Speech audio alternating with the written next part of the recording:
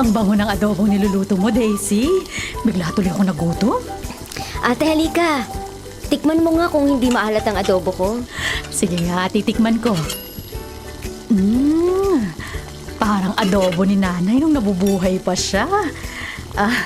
Ang sarap ng luto mo. Pwede ka na mag-asawa. Pwede na ba, ate?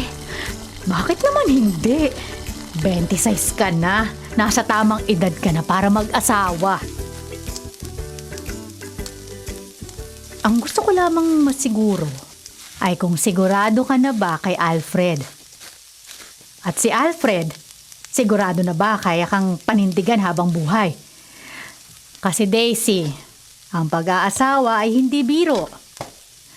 Hindi ito parang kanin na isusubo at iluluwa kung mapapaso. Hindi ito parang nakikipagnobyo lang na pag nag-away kayo at hindi nagkaintindihan, maghihiwalay na lang basta. Naintindihan mo ba, Daisy? Sinasabi ko sa'yo ang mga bagay na to dahil kapatid mo ko. Siyempre mahal kita at nag-aalala ako sa'yo. Gusto ko na mapabuti ka. Alam ko naman yon, Ate Annie. Hindi rin naman kita masisisi kung mag-doubt ka sa pagmamahal sa akin ni Alfred. Alam na alam mo kasi ang pinagdaanan ng relasyon namin. Simula noon hanggang ngayon. Alam mo na maraming beses kami nag-away, nag-break, at nagkabalikan.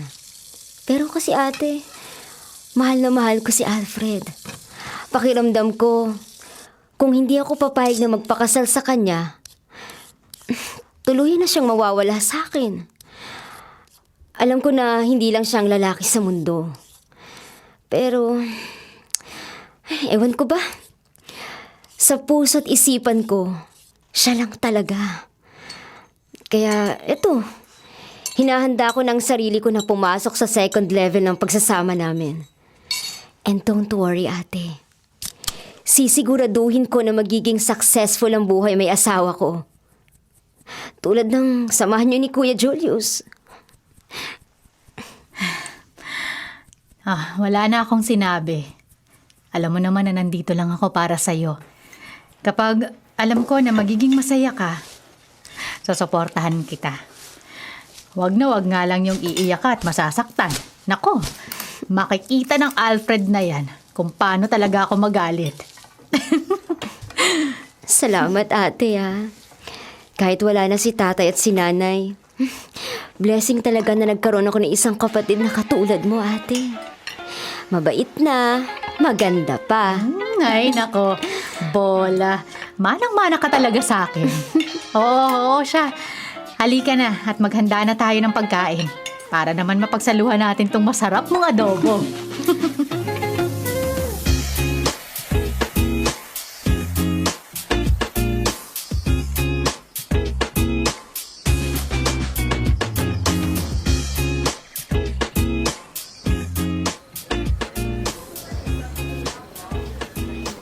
Oh, mahal! Anong ginagawa mo rito? Ba't nandito ka? Bakit ako nandito? Siyempre, para dala ng pagkain na magiging misis ko. Di ba sabi mo sa akin ay hindi ka pa kumakain? O ito. Ito ang paborito mong grilled chicken with rice. I hope na pag may oras ka, ay kumain ka kagad. Alam mo namang ayaw na ayaw kitang nagugutom, di ba, mahal? Wow! Sobrang sweet mo naman. Alam mo bang kinilig ako ng mga 1,000 times, Kainis to. Masyadong pa-fall. Uy! Pa-fall? Ako? Bakit ko naman gagawin yun? Kailangan pa ba yun samantalang alam ko naman na fall ka na sa akin, di ba? Hay nako. Ang yabang, ha? Oo na, sige na. Totoo naman yun, Kaya nga ako pumayag na magpakasal tayo. Ay, oo nga pala. Mahal, kailan ka dadalaw sa bahay para magkausap naman kayo ni Ate Annie? Nasabi ko na kasi sa kanya yung plano natin. Mahal, sandali lang sasagutin ko lang to. Oh, parang Ariel, napatawag ka. Ganun ba? Oh, sige. Tingnan na lang natin. Okay. Oo, sige. Okay, bye. Si Ariel ba yun? Yung kasamahan mong pulis? Oo, may tinatanong lang tungkol sa trabaho. Saka, nag-aaya na mag-happy-happy, kaya lang alam mo namang nagbago na ako. Tulad nga ng pangako ko sa'yo.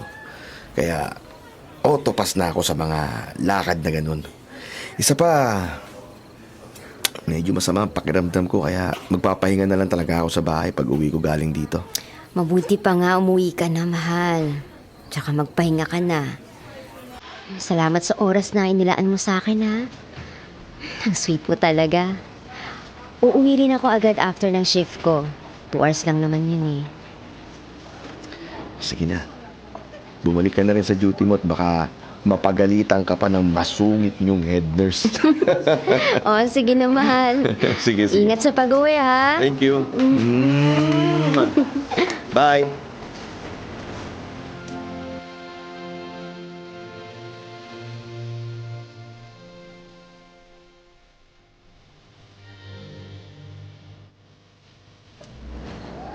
The number you dialed is either unattended or out of coverage area. Please check the number and dial again. Thank you. Nakailang tawag na ako kay Alfred, ha? Pero hindi pa rin siya sumasagot. Sabi naman niya sa akin kanina, hindi naman daw siya aalis ng bahay dahil masama ang pakiramdam niya. Ano na kaya nangyari sa kanya? Baka kung napano na siya. Nag-aalala talaga ako kaya tatawagan ko na lang siya ulit. The number you dialed is either O hindi ko talaga siya makontak. Mabuti pa puntahan ko na lang siya sa kanila. Total naman, tapos na yung shift ko. Baka nga kung ano nang nangyari sa kanya.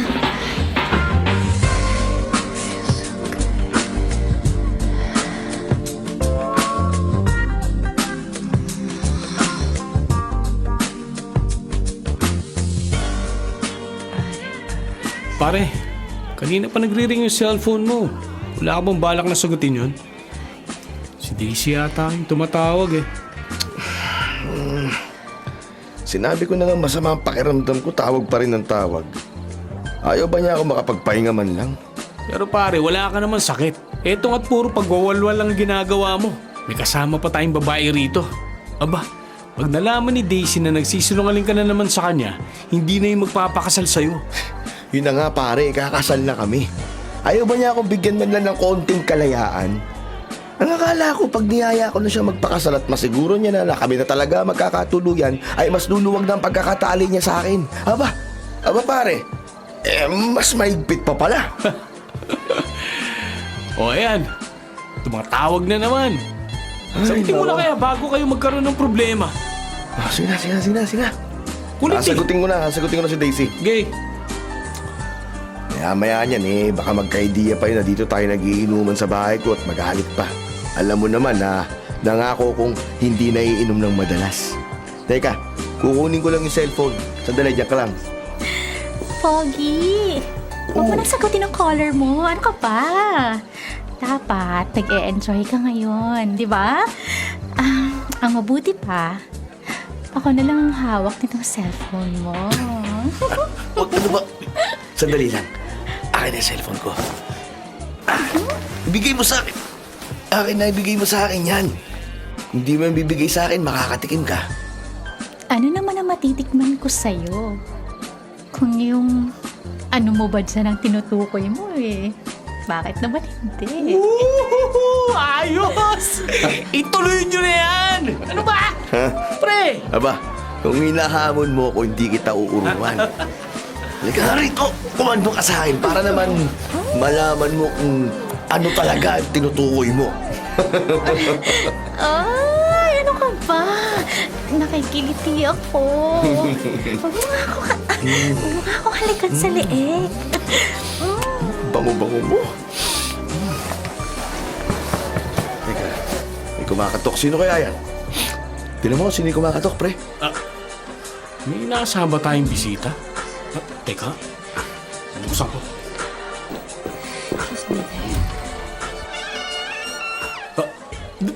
Daisy? Anong nangyayari dito? Anong ibig sabihin nito? Sino yung babaeng yan, ha? Alfred, ano to? Daisy? Sino ka ako ang babaeng yan? At bakit may party pa yata kayo rito?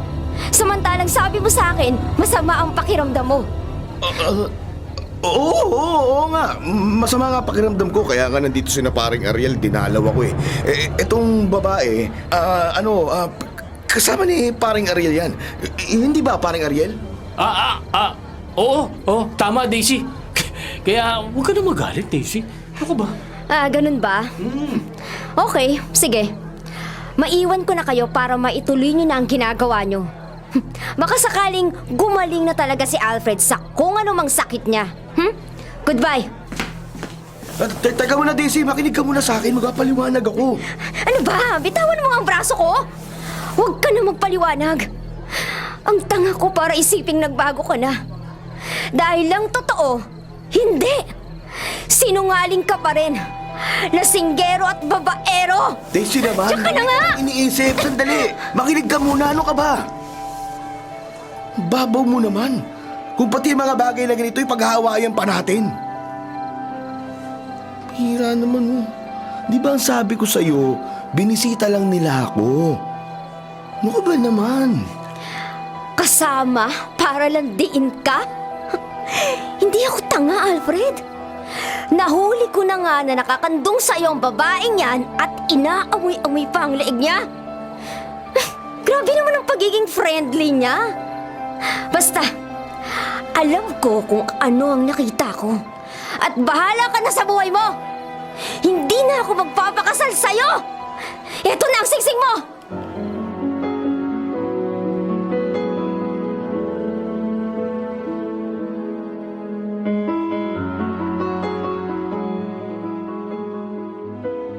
O ate, bakit? May kailangan ka ba sa akin? Ako wala. Pero yung bisita mo sa labas, siguradong meron. Hindi ko alam kung ano na naman ang problema niyong dalawa ha, pero mas mabuti kung mag-uusap kayo. O sige ate, lalabas na ako. Pasensya ka na sa pangungulit ni Alfred ha.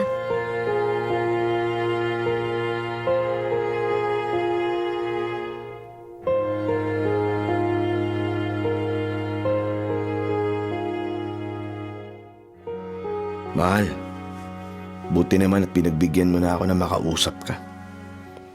Ilang araw mo na rin akong iniiwasan eh. Natural lang na iwasan kita. Sinungaling ka kasi kaya ayaw na kitang makita. Ito naman. Di pa ako patawarin. Ay, siya nga pala. Flowers for you, mahal. Paborito mo to mga Daisy kaya ito talagang dinala ko para sa'yo. Pareho kayong maganda at laging fresh. Oh, mahal. Sige na. Tanggapin mo na to. Mahal. Sorry na kasi. Sige, Pexman. Hindi na ako uulit. Kapag kasal na tayo, pangako, ako ang magiging pinakamabait at responsabling asawa sa lahat.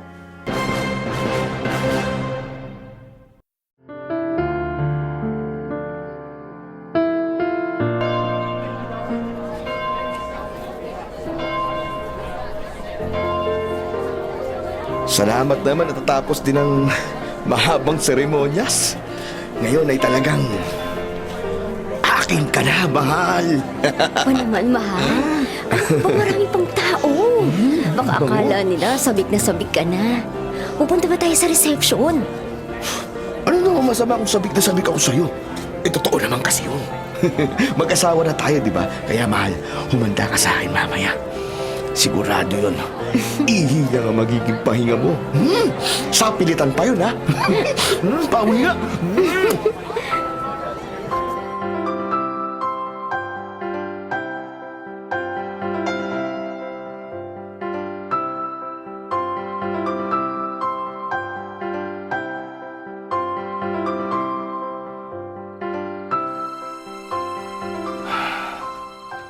Ano ka ba naman? Bakit ka ba tumatawag? Sabi ko naman sa'yo akong tatawag, di ba? Hindi nga. Ako ang tatawag pag pwede na. Eh paano kung mahuli pa tayo ni Daisy? Eh di patay na naman. Sige na. Tatawagan na lang kita. Oo na. Miss na rin kita.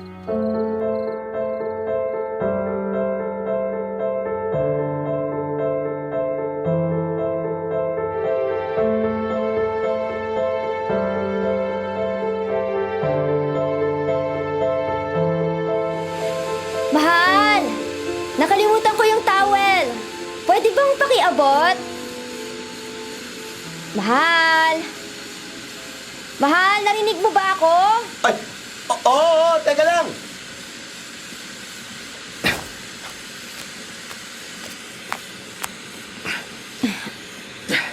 Akin na yung towel. Huy, asa na? Wala akong dalang towel. Alam mo kung bakit? Kasi yayakapin kita. Ano ba? Ano ba, mahal? Ano ba? Basang-basa ako. Kaya huwag mo naman ako yakapin. Magpupunas muna ako ng katawan ko. Ano ka ba? Hindi mo na kailangan magpunas. Hindi mo na kailangan magpunas ng towel ngayong gabi. Dahil titingnan ko ang lahat sa'yo, mahal. Aamin ko lahat sa'yo. Sabik na akong halikan ka, Daisy. Sabik na akong angkinin ka. Ano ba, Alfred? Mga bango. Halikan mo pa ako. Halikan mo pa ako. Ayan, mahal. Ayan.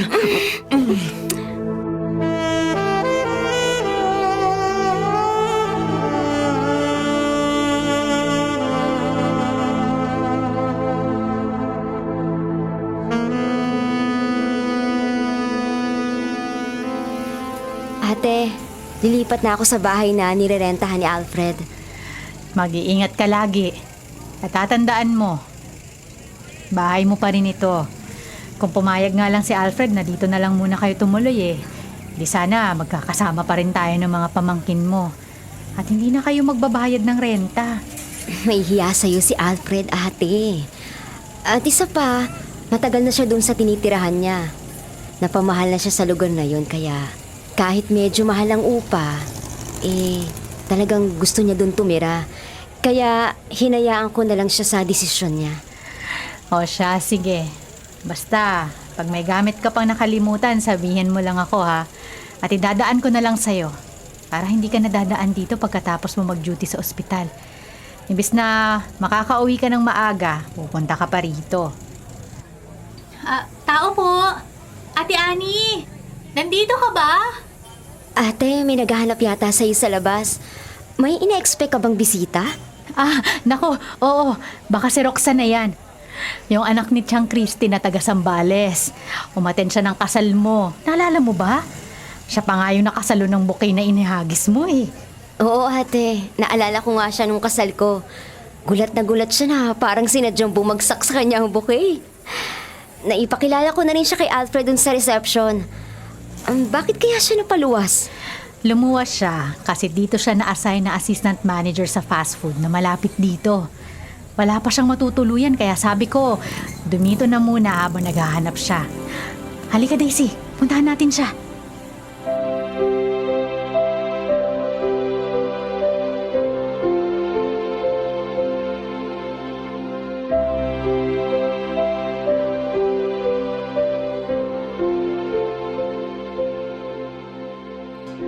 Gabi na wala pa rin si Alfred. Saan na naman kaya nagpunta yun? Napapadalas ng pag-uwi niya ng gabi Pakiramdam ko talaga, bumalik na naman si Alfred sa mga bisyo niya. Oh, mahal. Narito ka na pala. Kumain ka na ba? Oo. Teka. Amoy ala ka. Nakainom ka na naman ba, ha? Oo. Kainom mo ko, bakit? Nagkayaan kasi kanina na-promote si paring Ariel.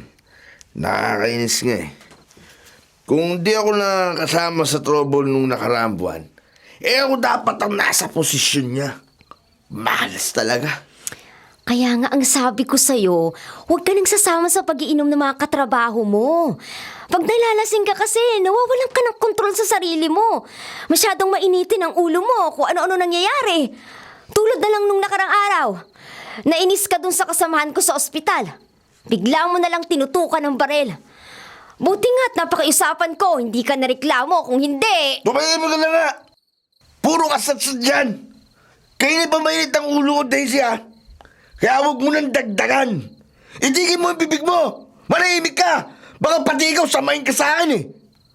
Oo, maliwanag ba? Pinaalalahanan lang kita. Ngayon kung ayaw mong sinasabihan ka, o di bahala ka sa buhay mo! Diyan ka na nga! Teka, saan ka pupunta? Huwag kang umalis. At paligayahin mo muna ang asawa mo. Halika rito. Ano ba? Ano ka ba, Alfred? Napabitawan mo nga ako.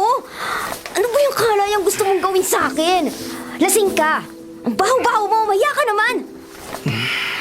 Huwag ka nang pumalag. Huwag kang madamot.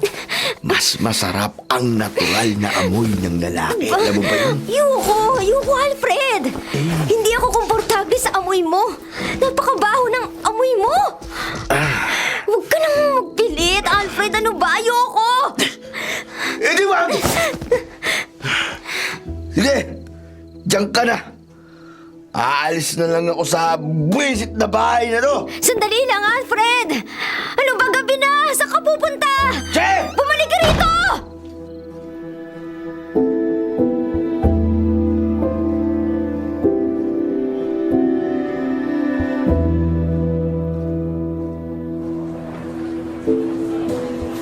Bakit ganyan ang itsura mo, Daisy?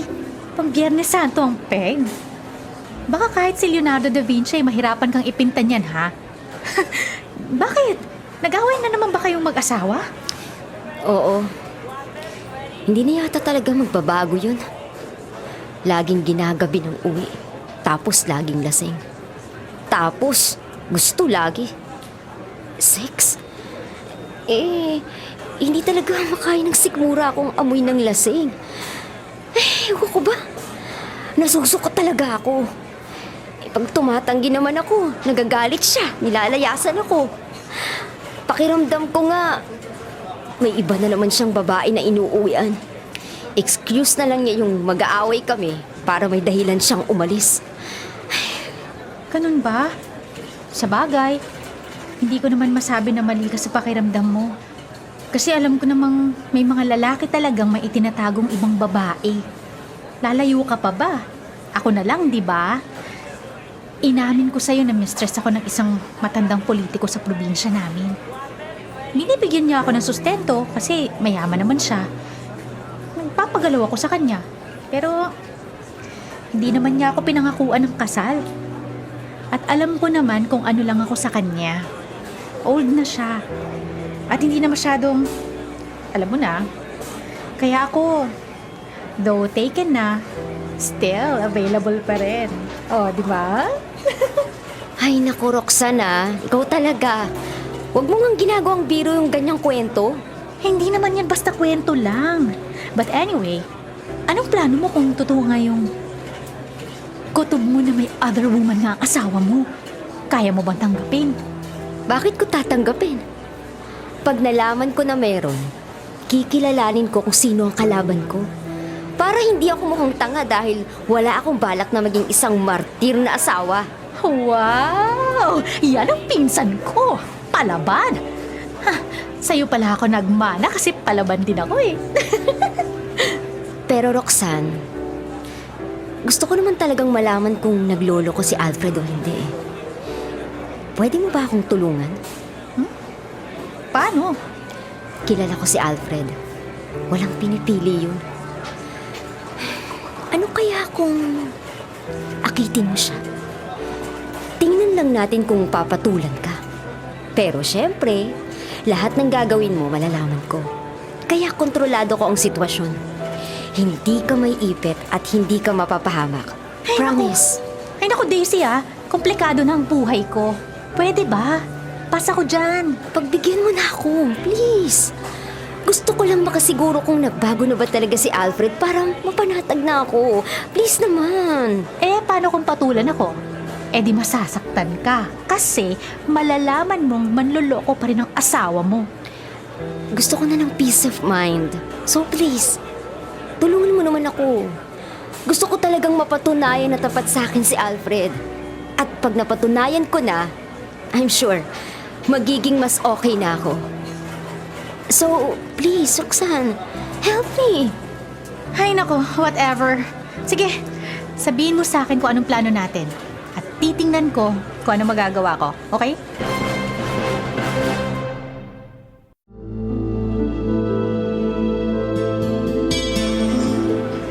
Oh, Roxanne, napasugod ka rito. Kuya Alfred, pasensya na kung ikaw ang pinuntahan ko. May problema kasi ako eh. Gusto ko sanang humingi ng payo sa'yo. Oh, pare. Eh, bisita ka pala. Ah, si Roxanne pare, pinsan ni Daisy. Ay.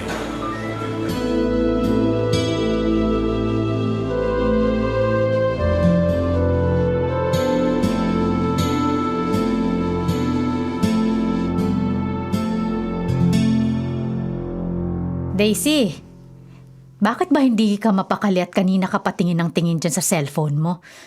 May problema na naman ba kayo ni Alfred? Wala ate. Okay naman kami mag-asawa. May hinihintay lang akong tawag mula sa kasama ko sa trabaho. Ganun ba? O sige, akala ko binibigyan ka na naman ng stress ng lalaking yun eh. Aba, akala mo ba, hindi ko napapansin na lagi ka na lang nakakunot ang noo.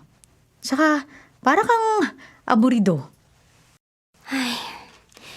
Kung malalaman lang ni ate ang pinagawa ko kay Roxanne, siguradong iisipin niya na nasisiraan ako ng bait. Ay, kailangang hindi niya malaman na inuutusan ko si Roxanne para akitin si Alfred at malaman kung papatulan niya ang pinsan ko. Ay, simple lang naman ang plano namin eh.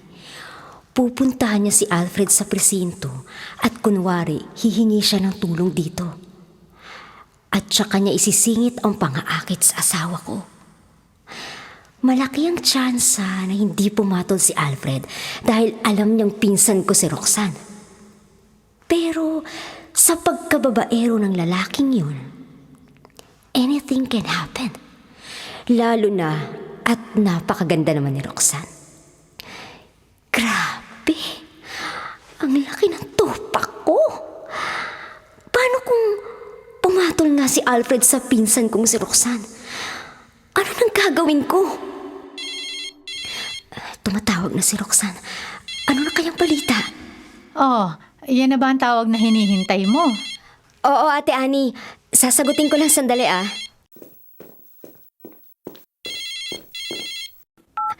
Hello? Roxanne? Ako nga to. Ibabalita ko lang sa'yo na pinuntahan ko sa trabaho niya ang asawa mo. Nagkunwari ako may problema at humingi ako ng advice sa kanya. Oh, anong nangyari? Eh di, binigyan niya ako ng advice. Alam mo ba, napansin ko? Mukhang mabait naman ang asawa mo. Hindi ko naramdaman na may mali siya sa akin, ha? To think na ang sexy ng suot ko, ha? Nagpakita pa nga ako ng cleavage, eh. Pero parang dead ba naman siya? Ipinakilala pa nga ako dun sa kasamahan niya. Dun kay Ariel? Si Ariel ang tingin ko ang may type sa akin. Ganun ba? So, sigurado ka na medyo tumino na ang asawa ko? Hindi ko masasagot yan. Mas ikaw ang nakakakilala sa asawa mo. Pero base sa ginawa kong paglalandi sa kanya kanina, mukhang hindi niya ako type. Hindi talaga ako nakaramdam ng mali siya sa kanya. Sige, baka nga mali lang ang hinala ko. Anyway, salamat Roxanne ah. Tsaka pasensya na kung pati ikaw inabala ko pa. Paranoid na yata ako eh. O baka sobrang nawala na ako ng tiwala sa asawa ko. No problem, pinsan. Sino pa nga ba magtutulungan kundi tayo rin, di ba?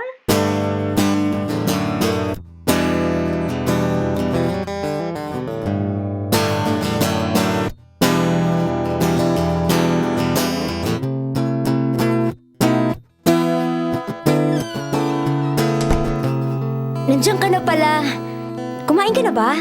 Tapos na. Nagpakain si Chief kanina sa presinto birthday niya. Walang painom?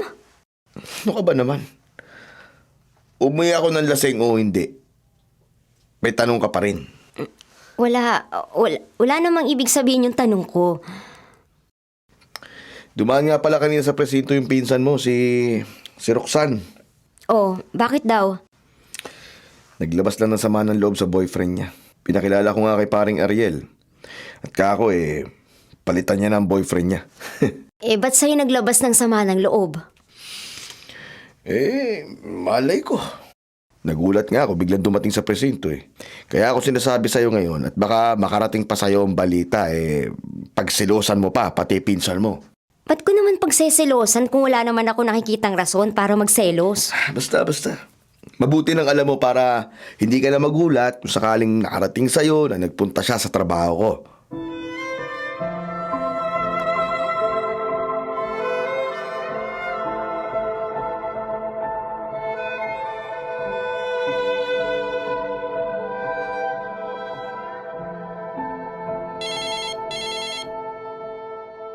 Tumatawag si Roxanne. Bakit kaya? Sasagutin ko na. Hello? Roxanne? Oh, napatawag ka. May sasabihin ako sa'yo. Kumalma ka lang, ha? Nakita ko si Alfred na pumasok sa hotel. Sinundan ko. Nagpanggap pa nga ako na kasama niya, kaya nalaman ko kung anong room siya pupunta. Room 69. Puntahan mo na agad at baka biglang mag-check out yun. Pero, sinong kasama niya sa hotel? Hindi ko alam. Wala siyang kasama nung pumasok siya, pero malay natin baka susunod sa kanya. Para di halata na silang dalawang magkasama. Oo, sige. Pupuntahan ko. Salamat, ha?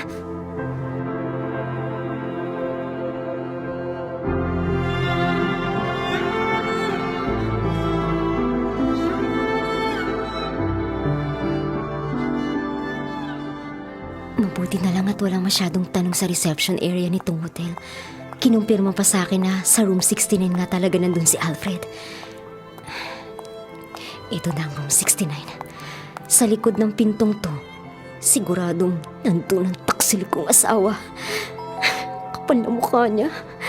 Hindi siya makakatanggi ngayon dahil huling-huli ko na siya. Surprise! Pasok ka, mahal. Kanina pa kita hinihintay. Alfred? Anong ibig sabihin nito? Bakit mo ako inaabangan?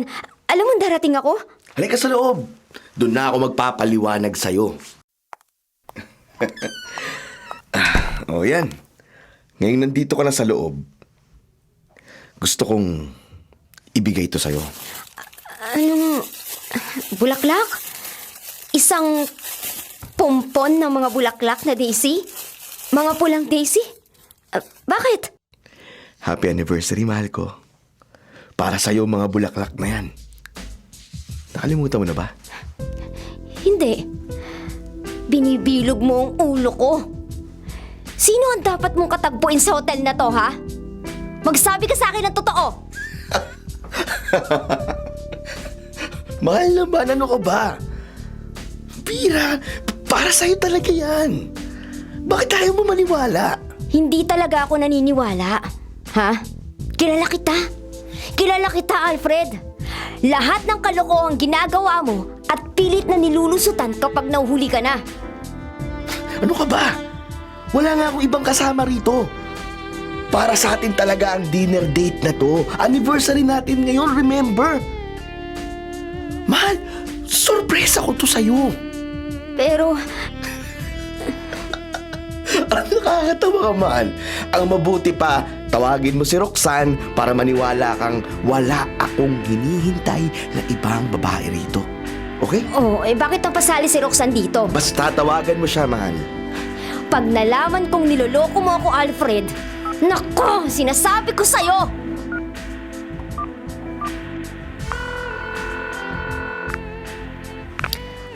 Hello? Roxanne? Hello? Ate Daisy? Sorry ha. Nakipagsabuatan ako kay Kuya Alfred para sorpresahin ka. Nakiusap kasi siya eh. Alam mo, mabait na talaga ang asawa mo. Wala siyang ibang babae. Hindi na siya katulad ng iniisip mo na babaero. Alam mo, sa saglit na pag-uusap namin kahapon, naramdaman ko na agad ang pagmamahal at loyalty niya sa'yo. Kaya, you should keep him. At huwag nang basta-basta lang pagdudahan. Mahal ka niyan, promise. Happy anniversary sa inyo. Enjoy kayo dyan, ha? Bye! Hello? Teka! Teka! Oh, anong sabi sa'yo ng pinsan mo? Sorry, mahal ha. Pinaghinalaan kita. Akala ko kasi... Kita mo na. Duda ka kasi ng duda eh. Kasalanan mo yan at nag-asawa ka kasi ng gwapo. Pero kidding aside, mahal, pasensya ka na at ganun pa lang nararamdaman mo. Napakawalang kwenta ko naman talaga kasi dati. Pero kahit ganun, mahal kita. Tandaan mo yan. At hindi kita ipagpapalit sa ibang babae. Kaya talagang makakasiguro ka na ikaw lang talaga. Ikaw pa rin ang pinakakaakit-akit na babae sa aking paningin. Kumbaga ikaw ang pinakamagandang hayop sa balat ng lupa. Pakis nga ako, mahal. Miss na kita. Love you. I love you too, Alfred.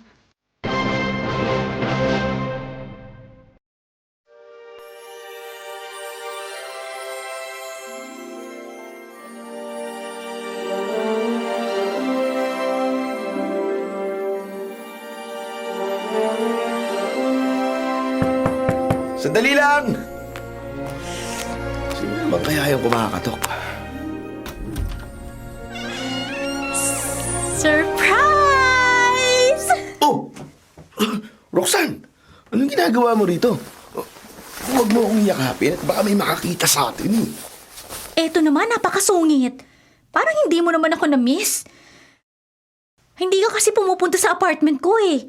Kaya ako na lang pumunta sa'yo. Alam mo namang, kaya ako kumuha ng apartment para may lugar na pwede tayong magkasama at magkaroon ng privacy, di ba? Ano ka ba naman? Dapat hindi ka pumunta rito.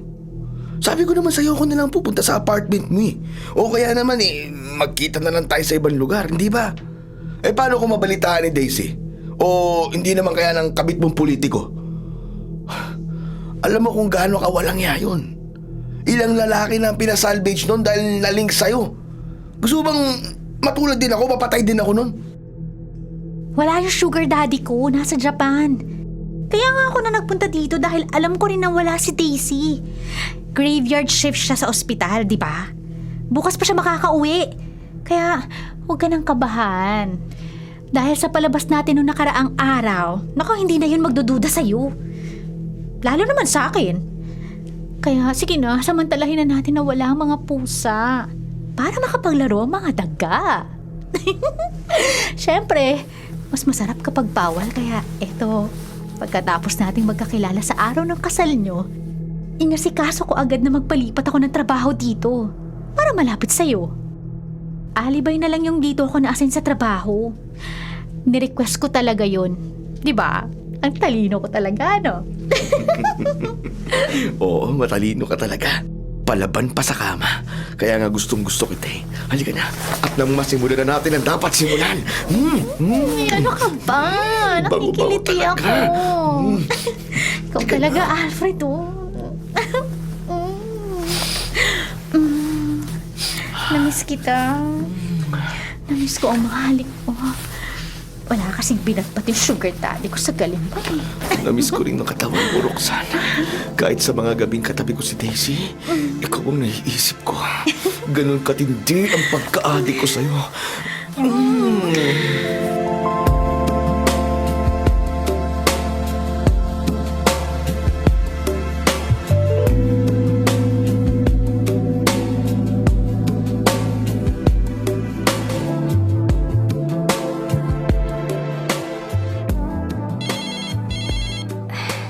Tumatawag si ate.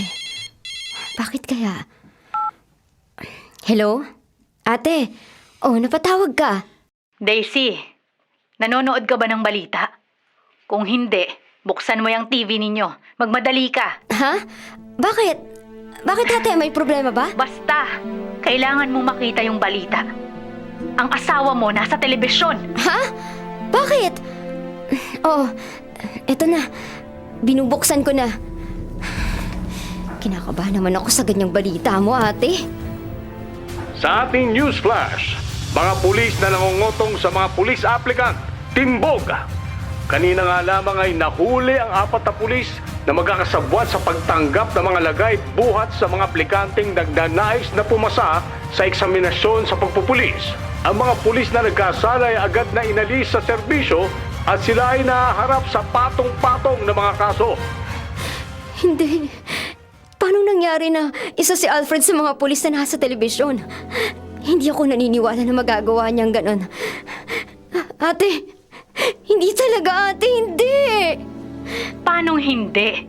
Yan na nga at nahuli na. Naku, yan talagang asawa mo. Nagsawa sa pambababae. Pangungotong naman ang inatupag.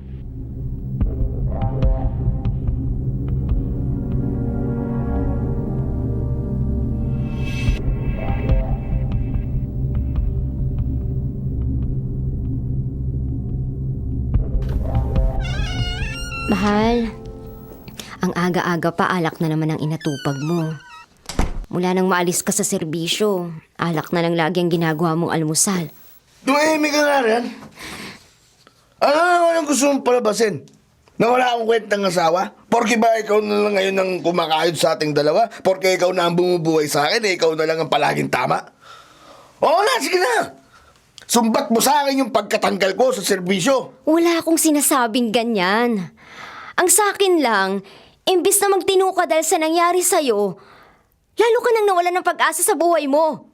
Bakit hindi mo subukan muling bumangon at magbagong buhay? Hindi ganyang umaga hanggang gabi, iinom ka na lang ng alak. Bakit? Kasalanan ko ba kaya ka natanggal sa trabaho? Kasalanan ko ba kaya may kaso kong hinaharap ngayon? No. Tumigil ka. Puro kasatsat. Sabihin mo na kasi napabigat ako. Sabihin mo na, di ba, yun naman ang sinasabi sa'yo ng ate mo? Na tama siya, na mali ka na ako ang pinakasalan mo? Yung ate mong masama ang ugali. Alfred, ano ba? Tumigil ka na nga sa masamang sinasabi mo sa ate ko. Hindi masama ang ugali ng ate ko. Akin na nga yung alak na yan. Ano ba? Hindi mo ako tau-tauan na pwede mo utusususan sa lahat ng mga bagay na dapat kong gawin, ha? Tandaan mo na nasa pamamahay kita! Aray! Ano ba? Bitiwan mo nga ako, Alfred! Nasasaktan ako, please! Ano ba, pagod ako sa trabaho? Wala pa akong tulong! Ano ka ba? Bakit ba kasi umuwi ka pa? Dapat doon ka na lang tumira sa trabaho mo! Pakailamera! Oo, sige! Mabuti pa nga doon na lang ako tumira sa trabaho ko! Para hindi na kita nakikita na ganitong sirang-sira na ang buhay mo! Bahala ka na! Aalis na ako!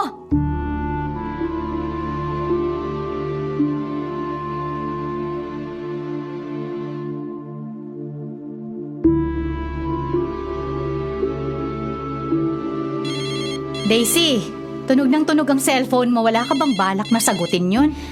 Ayoko na muna makausap si Alfred, ate. Mag-iipon muna ulit ako ng mahabang pasensya sa kanya. Sa totoo lang, gusto ko siyang tulungan sa pagkakalugmok niya. Pero, siya mismo ang ayaw tulungan ng sarili niya. Hindi ko na alam kung anong dapat kong gawin sa kanya. Hindi ko na rin alam kung kaya ko pa mag-isa sa sitwasyon naming ito. Ilang buwan pa lang walang trabaho si Alfred pero sad-sad na agad ang kabuhayan namin. Ang liit lang kasi ng sweldo ko. At napakarami kong bayarin sa bahay at mga gastusin sa pang-araw-araw. Ang savings naman namin, nauwi sa pampiyansa niya, tsaka pambayad sa pinagkakautangan niya. Naku ate, ewan ko na. Parang sasabog na ang isip ko sa kaiisip. Nandyan na yan. Pero hindi ka dapat sumuko at mawalan ng pag-asa. Lagi mong iisipin na kailangan ka ng asawa mo bilang sandalan. Huwag kang bibitiw. Lagi mong iisipin na hindi ibibigay ng Panginoon sa'yo ang pagsubok na yan kung hindi mo kayang solusyonan. At hindi ba, sabi ko naman sa'yo, kapag may extra akong budget, hindi ka magdadalawang salita. Oh, ito. Kunin mo na to. Maliit lang yan, pero makakatulong sa'yo sa panggastos niyo sa araw-araw. Ate, nakakahiya naman sa'yo. Sino ba naman ang magtutulungan kung hindi tayong dalawa, hindi ba? Salamat, ate, ha. Salamat sa mga tulong mo. Hayaan mo, ate. Pag nakaluwag-luwag ako, pabawi ako sa'yo. Triple.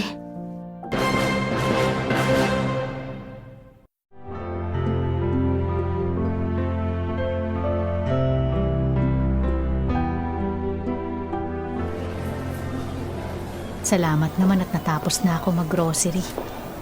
Makakauwi na ako. Nakakapagod din talaga magpunta sa mall. Aba, teka, si Roxanne ba yun? Oo nga, si Roxanne nga. Pero sino yung lalaking kasama niya? Ha? Tama ba ang nakikita ng mga mata ko? Nakaakbay kay Roxanne ang magaling na asawa ng kapatid ko? Sa public place pa talaga sila naglalambutsingan? Aba, ano ang ibig sabihin ng pagkikita nilang to? Friendly date? Ang kapal ng mga mukha! Wala nang trabaho ang Alfred na to. Tuloy pa rin sa panluloko sa kapatid ko. At ito namang Roxanne na to, naturing ang kamag-anak namin. Hindi man lang nahiya. Susundan ko sila. Ngayon na magtatapos ang panluloko nila sa kapatid ko. Teka, pipicturean ko muna sila para may ebidensya.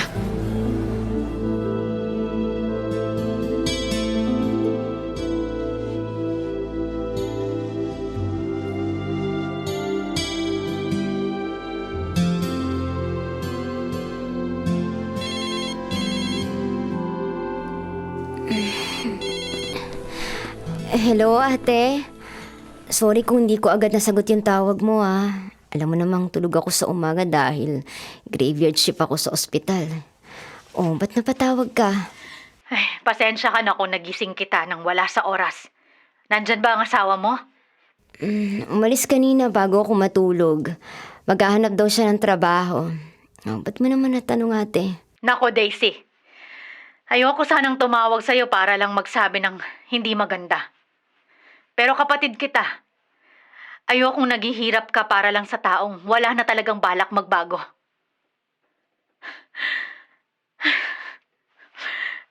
Pasensya ka na kung emosyonal na agad ako. Nasasaktan lang talaga ako para sa'yo. Ate, sandali lang. Huminahon ka muna. Kinakabahan ako sa'yo eh. Ano ba talaga nangyari? Makinig ka, Daisy. Si Alfred, ang asawa mo. May babae ang asawa mo. Niloloko ka niya. Kitang-kita ko sila ng babae niya kanina sa mall. Huwag ka nang magbulag-bulagan, Daisy. Hindi magbabago ang asawa mo. At tingin ko, kailanman ay hindi na siya magbabago. Ate, ano ba yung sinasabi mo? Totoo ba yan? Paano nagawa sa akin ni Alfred yan? Paano niya nagawa na lokohin na naman ako? Sobrang sakit. Lahat ng hirap tiniis ko para lang mapagaan ang buhay namin. Ginagawa kong araw ang gabi para magtrabaho, para makaipon kami. Tapos, ganito lang pala ang gaganti niya sa akin. Hindi pa kami kasal, puro pambababae na lang ginawa niya. Hindi na siya nagbago. Hindi na siya nagsawa. Napakasama talaga niya. Napakasama niya. Ayaw kitang patuloy na masaktan, Daisy. Mas masasaktan ka lang pag tumagal pa ang panluloko sa'yo ng lalaking yun. Please, magpakatatag ka at pumunta ka rito sa address na i-chat ko sa'yo. Hulihin mo sila sa akto para wala na silang rason na itanggi ang panluloko nila sa'yo. Kumprontahin mo ang asawa mo. Ipamukha mo sa kanya ang mga kalokohan niya. Bilisan mo. Sige na, hihintayin kita. I'm Kailangan maabutan mo sa larito. Oo, ate. Pupunta na ako.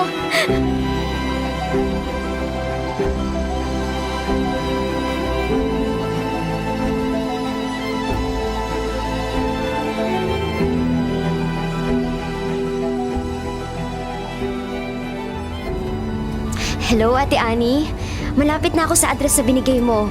Tatapusin ko ngayon ang mga maliligayang araw nila. Tibayan mo ang loob mo. Narito lang ako para sumuporta sa'yo. Mama, para po sa tabi.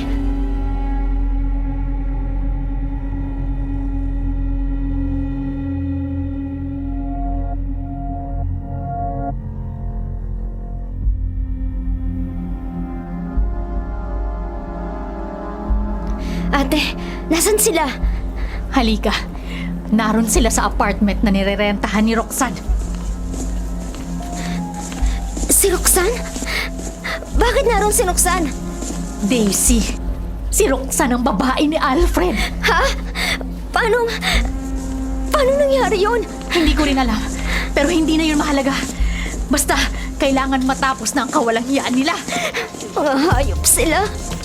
Sa tindi ng galit ko ngayon, baka mapatay ko silang dalawa. Yan ang apartment. Nandyan sila sa loob. Kakatok ako. Kung makakatok naman, parang sisirain ng... Daisy, anong ginagawa mo rito? Hindi ko alam kung anong masama ang ginawa ko sa'yo para walang yain mo ako. Minahal kita ng husto, Alfred. Minahal kita. Lahat ginawa ko para sa'yo. Tapos ito lang igaganti mo sa akin? Ha? Ito lang! Ano ba? Ano ba? Sandali lang, Daisy! Huwag ka mag-iskandalo rito! Huwag mag-iskandalo! Bakit? Ayaw mo may makaalam na kabit mo ang kasama mo rito? Nahihiya ka na malaman ng mga tao na niloloko mo ako! Na niloloko mo ang asawa mo na subsob sa kakatrabaho para buhayin ka! Tapos nakuha mo pang mga babae? Nagpapakasarap kayo ng babae mo! Hoy, Roxanne! Lumabas ka dyan! Harapin mo ako! Traitor ka, babaeng aliparat! Hoy, Daisy! Ano ba yung ginagawa mo? Bakit ka sumugod dito? Ano ka ba? Anong-ano ba ako? Ikaw ang ano ka ba? Kabit ka lang! Tandaan mo yan! Nakakaya ka, Roxanne! Naturingan kang mag-anak kita! Ahas ka palang babae ka! Napakakati mo! Napakababoy mo! Kabit ka na nga ng matandang politiko! Kumabit ka pa sa asawa ko! At ikaw? Isa kang insecure at very pathetic na asawa. At huwag mo isisi sa akin kung sira na ang married life nyo, no? Dahil bago pa naging kami ng asawa mo, marami pa siyang naging babae na hindi mo nalalaman. Kasi nga, tanga ka! Ang tanga-tanga mo! Anong magagawa ko kung tinamaan agad ng kamandag ko ang asawa mo sa mismong araw ng kasal nyo? Naalala ko pa nga eh. Honeymoon nyo pero magka-chat kami ng asawa mo. Tapos, tinatawagan ko pa siya. Hindi mo yun alam. Kasi nga, tanga ka. Ah, ganun. Eto, tanggapin mo ang mag-asawang sampal mula sa tangang sinasabi mo! Tama na! Huwag mong saktan si Roxanne!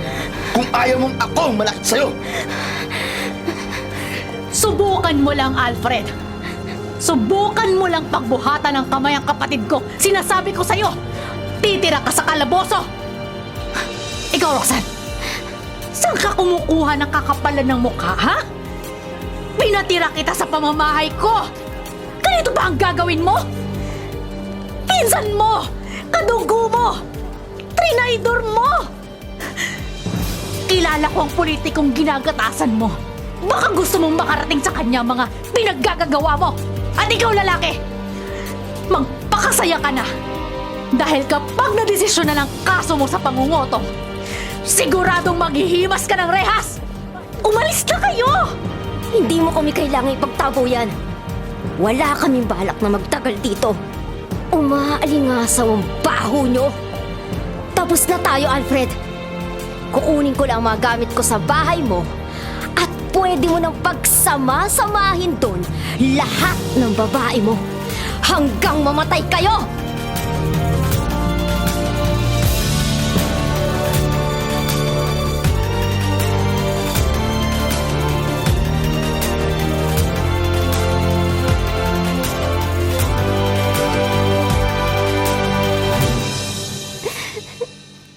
Hindi ko alam, ate. Kung ano ang nagawa kong kasamaan sa buhay para danasin ko ang kamalasang to. Binigay ko naman ang lahat. Naging mabuti naman akong asawa. Hindi naman ako nanlamang sa kapwa. Pero bakit? Daisy, tigilan mo na ang pag-iyak.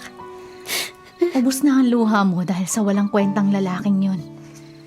Nangyari na ang nangyari. Masakit, oo. Pero kailangan mong tanggapin. Mas gugustuhin mo pa ba na hindi mo pa nalaman? Hindi ba mas mabuti nga na nalaman mo na ang ginagawa niya sa'yo? Oo, ate, tama ka. Pero ngayon, gusto ko munang paghilumin ang sugat na gawa ni Alfred para makabangon ako at makapagsimulang muli